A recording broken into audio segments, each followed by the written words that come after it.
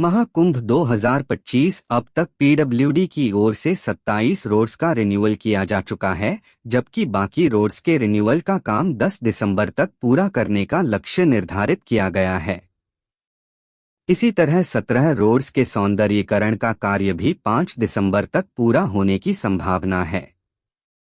उल्लेखनीय है कि पीडब्ल्यूडी के पास कुल 89 परियोजनाएं हैं। उत्तर प्रदेश में भाजपा के 1918 संगठनात्मक मंडलों के चुनाव में पारदर्शिता सुनिश्चित करने के लिए पर्यवेक्षकों की नियुक्ति की जाएगी। सोमवार को होने वाली बैठक में पर्यवेक्षकों की तैनाती और चुनाव कार्यक्रम पर चर्चा होगी। 15 दिसंबर तक मंडलों के चुनाव और 15 से 31 दिसंबर के बीच जिला अध्यक्षों के चुनाव कराए जाएंगे। जनवरी में प्रदेश अध्यक्ष का चुनाव होगा। महाकुंभ 2025 के लिए रविवार को महाकुंभ नगर जिला घोषित कर दिया गया। यह अस्थायी जिला 4 माह के लिए बनाया गया है। प्रयागराज के डीएम रविंद्र कुमार मांड ने इस अस्थायी जिले के लिए अधिसूचना जारी कर दी। महाकुंभ नगर का क्षेत्रफल लगभग 6000 हेक्टेयर है, जिसमें 4 तहसीलों सदर, सोराम, फूलपुर व करछना के 67 गांवों को शामिल किया गया है। सिकंदराराव में एक महिला को ठगों ने ठगी का शिकार बनाया। ठगों ने महिला के आभूषण और नकदी लूट लिए। महिला शादी समारोह में जाने को लेकर चूड़ी की दुकान से चूड़ियां लेकर अपने घर लौट रही थी, तभी उसके साथ ठगी हो गई। पुलिस ने मामला दर्ज कर लिया है और सीसीटीवी फुटेज के आधार पर जांच कर रही है। सनातन धर्म में ऐसा नहीं है। संविधान सभा के अधिकांश सदस्य धर्म प्रचार के अधिकार के विरुद्ध थे। सभा में तजम्मुल हुसैन ने कहा था, मैं आपसे अपने तरीके से मुक्ति के लिए क्यों कहूं? आप भी मुझे ऐसा क्यों कहें? आखिरकार धर्म प्रचार की आवश्यकता क्या है? लोकनाथ मिश्र ने धर्म प्रचार को गुलामी का दस्तावेज बताया था। संसदीय समिति ने राज्यों से वक्फ संपत्तियों का ब्यौरा मांगा है। यह भी कहा गया है कि उन संपत्तियों की जानकारी भी दें जिन पर राज्य सरकार या उनकी एजेंसियों का कब्जा है। समिति ने वक्फ बोर्ड के साथ चल रहे कानून विवाद वाली संपत्तियों का भी अपडेट मांगा है। सच्चर कमेटी की रिपोर्ट में वक्फ संपत्तियों पर कब्जे का जिक्र किया गया है। संभल में जामा मस्जिद के सर्वे को लेकर हुई हिंसा की जांच के लिए न्यायिक आयोग ने अपनी जांच शुरू कर दी है। आयोग के अध्यक्ष इलाहाबाद हाई कोर्ट के सेवानिवृत्त न्यायाधीश देवेंद्र कुमार अरोड़ा और सेवानिवृत्त आईपीएस अधिकारी अरविंद कुमार जैन ने रविवार को 2 घंटे तक साक्ष्य खंगाले। उन्होंने जामा मस्जिद के अंदर व बाहर का दौरा किया। उत्तर प्रदेश के बरेली में एक सरकारी स्कूल में आधा दर्जन से ज्यादा बच्चे अचानक गश खाकर गिर गए। बच्चों को गला पकड़कर चीखते देख तत्काल मदद के लिए डायल 112 पुलिस बुलाई गई और स्वास्थ्य विभाग की टीम भी पहुंची। हालांकि जांच में कोई बीमारी नहीं स्पष्ट हुई।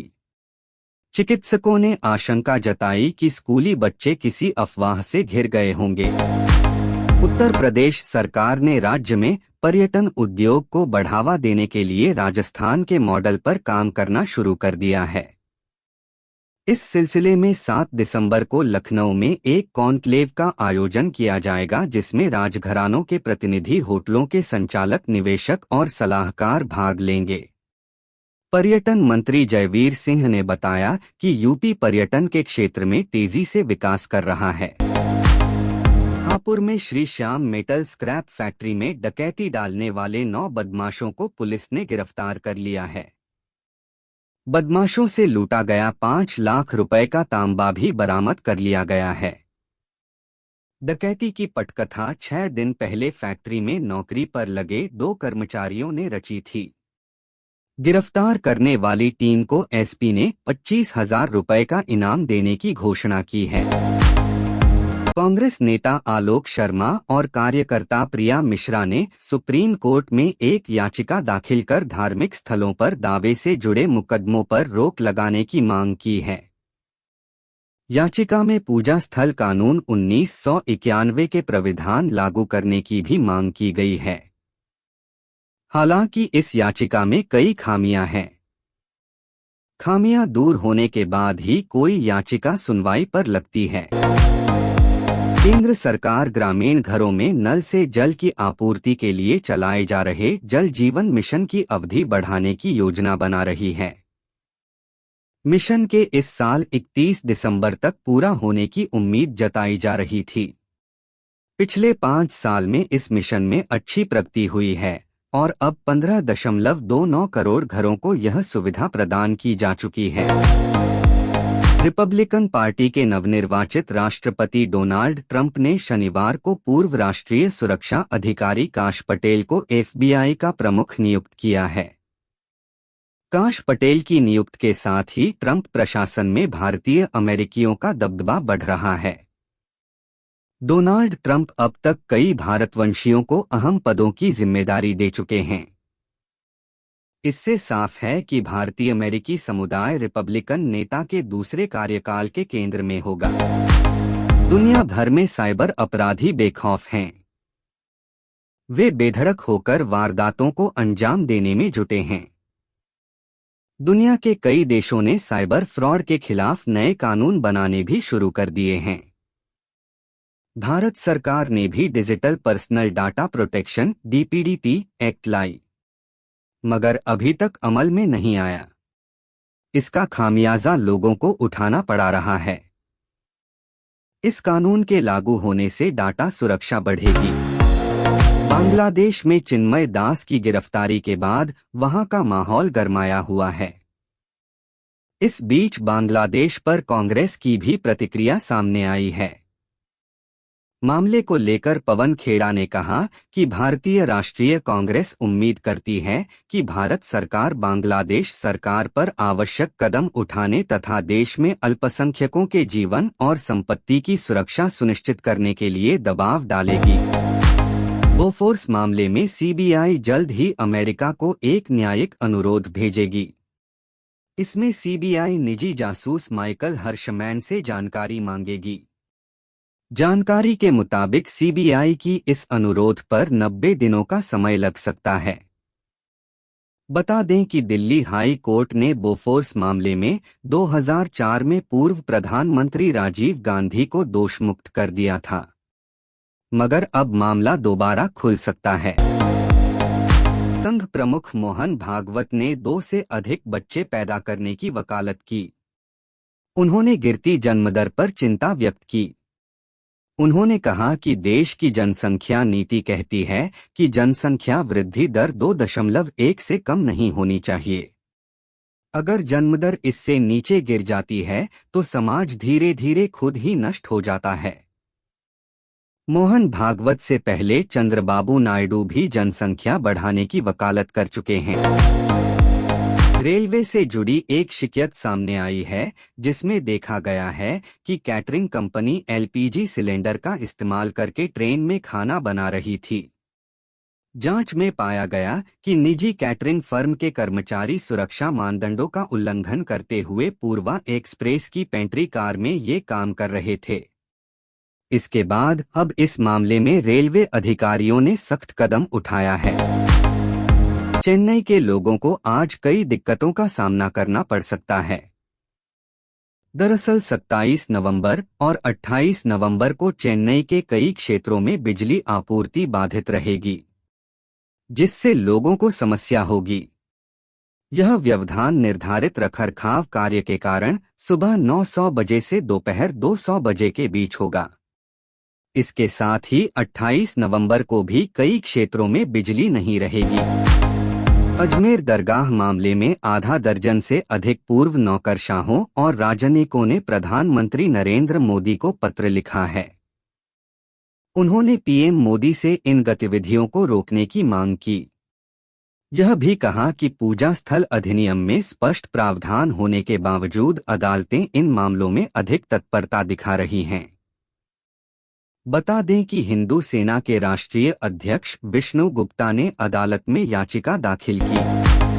पुष्पा 2 फिल्म को लेकर अल्लू अर्जुन लगातार चर्चा में हैं। अभिनेता फिल्म के प्रमोशन के लिए अलग अलग इवेंट में शामिल हो रहे हैं। अल्लू अर्जुन की मोस्ट अवेटेड फिल्म की रिलीज से पहले उनके खिलाफ शिकायत दर्ज हो गई है। आइए जानते हैं कि पूरा विवाद अभिनेता के किस बयान के बाद शुरू हुआ है। इस साल कई फिल्मों ने बॉक्स ऑफिस पर लंबे समय तक टिके रहने का रिकॉर्ड बनाया है। अजय देवगन की सिंघम अगेन साल की मोस्ट अवेटेड फिल्मों में से एक थी। मूवी में कई बड़े सितारों का कैमियो था, जिसके कारण इसका खासा हाइप भी देखने को मिला था। आइए जानते हैं फिल्म ने 30वें दिन कितने रुपए का कारोबार किया है। पुष्पा 2 का बज़ साउथ से लेकर हिंदी फिल्म इंडस्ट्री तक में देखने को मिल रहा है। फिल्म की एडवांस बुकिंग से इसकी तगड़ी डिमांड का अंदाजा लगाया जा सकता है। दिल्ली में फिल्म का सबसे महंगा टिकट 2400 रुपए तक का बताया जा रहा है। हालांकि दिल्ली में अभी भी कई जगह फैंस को सस्ते में मूवी को देखने का मौका मिल सकता है। एनिमल फिल्म एनिमल मूवी को रिलीज हुए 1 साल हो गया है। बॉक्स ऑफिस पर रणबीर कपूर स्टारर फिल्म ने कई रिकॉर्ड तोड़े थे। बॉबी देओल के किरदार को भी दर्शकों का खूब प्यार मिला। अब फिल्म में विलेन का रोल निभाने वाले बॉबी देओल ने मूवी की सफलता पर खास पोस्ट किया है। इसमें उन्होंने फिल्म के सेट से अपनी कुछ तस्वीरें भी शेयर की हैं। कपिल शर्मा के शो का लेटेस्ट एपिसोड चर्चा में आ गया है। बीते दिन रिलीज हुए एपिसोड में चंकी पांडे गोविंदा और शक्ति कपूर को साथ देखा गया। तीनों स्टार्स के रोचक किस्सों ने सभी का ध्यान खींच लिया। बॉलीवुड के खलनायक शक्ति कपूर से जुड़ा एक रोचक किस्सा चंकी पांडे ने सुनाते हुए उनकी पोल खोल दी। एक्ट्रेस शोभिता शिवन्ना ने आत्महत्या की है। कन्नड़ सिनेमा में उन्होंने टीवी और फिल्मों दोनों में काम किया है। एक्ट्रेस की मौत की खबर सामने आने के बाद उनके फैंस के बीच उदासी छा गई है। शोभिता ने 30 साल की उम्र में अपनी जान ले ली। आइए कन्नड़ की मशहूर एक्ट्रेस के करियर से जुड़ी डिटेल्स जानते हैं। महिला बिग बैग लीग 2024 के फाइनल में मेलबर्न रेनेगड्स ने 2 बार की चैंपियन ब्रिस्बेन हीट को हराकर अपना पहला खिताब जीता। बारिश से प्रभावित मैच में मेलबर्न रेनेगड्स ने डकवर्थ लुईस नियम के चलते 7 रन से जीत दर्ज की। मेलबर्न के लिए हेली मैथ्यूज ने ऑलराउंड प्रदर्शन किया। पहले बल्ले से 69 रन की पारी खेली, उसके बाद गेंदबाजी करते हुए 2 अहम विकेट निकाले। चैंपियंस ट्रॉफी के विवाद के बीच बीसीसीआई के पूर्व सचिव जय शाह ने आईसीसी के अध्यक्ष का पद संभाल लिया है। जय शाह ने पूर्व चेयरमैन ग्रेग बार्कले की जगह लेंगे। बार्कले का कार्यकाल 30 नवंबर 2024 को समाप्त हो गया। वह नवंबर 2020 से इस पद पर बने हुए थे। आईसीसी अध्यक्ष के रूप में अपने बयान में जय शाह ने अपने दृष्टिकोण को रेखांकित किया। बॉर्डर गावस्कर ट्रॉफी के दूसरे टेस्ट से पहले भारतीय क्रिकेट टीम और प्रधानमंत्री 11 के बीच अभ्यास मैच कैनबरा में खेला गया। 2 दिन के इस वार्म अप मैच का पहला दिन बारिश में धुल गया। दूसरे दिन का खेल भी बारिश से प्रभावित रहा। ऐसे में यह मैच 46 से 46 ओवर का मैच खेला गया। इस मुकाबले में भारतीय टीम ने प्रधानमंत्री 11 को 6 विकेट से हराया। यशस्वी जायसवाल के आउट होने के बाद नंबर 3 पर बल्लेबाजी करने आए शुभमन गिल ने 62 गेंद पर 50 रन की पारी खेली। इस दौरान 7 चौके लगाए। अंगूठे की चोट से वापसी करते हुए गिल ने रेड्डी के साथ तीसरे विकेट के लिए 92 रन की साझेदारी की। गिल आउट नहीं हुए, वह रिटायर्ड हर्ट हो गए। नीतीश ने 42 रन की पारी खेली।